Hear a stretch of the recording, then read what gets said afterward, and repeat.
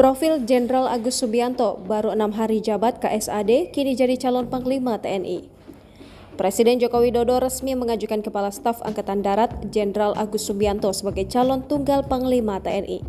Padahal Jenderal Agus Subianto baru saja dilantik sebagai KSAD oleh Jokowi pada Rabu 25 Oktober 2023 atau sekitar 6 hari yang lalu.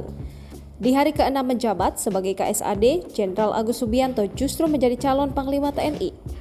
Sebelumnya, Jenderal Agus Subianto dilantik sebagai KSAD menggantikan Jenderal Dudung Abdurrahman yang memasuki masa pensiun. Jabatan terakhir yang diemban Agus Subianto sebelum menjadi KSAD adalah Wakil KSAD dan dilantik pada 4 Februari 2022. Agus Subianto lahir di Cimahi 5 Agustus 1967, sehingga saat ini umurnya 56 tahun. Suami dari Evi Sofia Indra ini merupakan lulusan Akademi Militer tahun 1991 yang berpengalaman dalam infanteri. Agus Subianto merupakan sosok perwira TNI yang berpengalaman di berbagai satuan di dalam dan luar lingkungan TNI Angkatan Darat.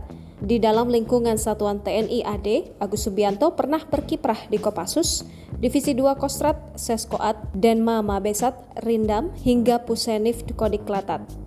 Di Kopassus, perwira tinggi TNI tersebut pernah menduduki jabatan Komandan Batalion 22, Grup 2 Kopassus, dan Kepala Penerangan Kopassus.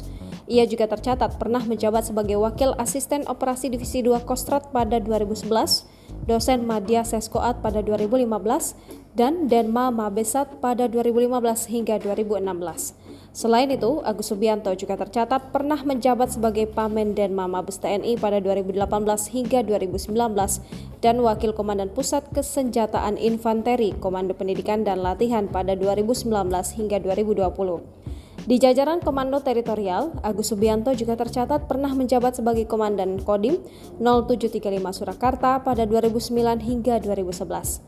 Kemudian, ia pernah menjadi Asisten Operasi Kasdam 1 Bukit Barisan pada 2014 hingga 2015, Komandan Rindam 2 Sriwijaya 2016 hingga 2017, Komandan Korem 132 Tadulako pada 2017 hingga 2018, dan Komandan Korem 061 Surya Kencana pada tahun 2020.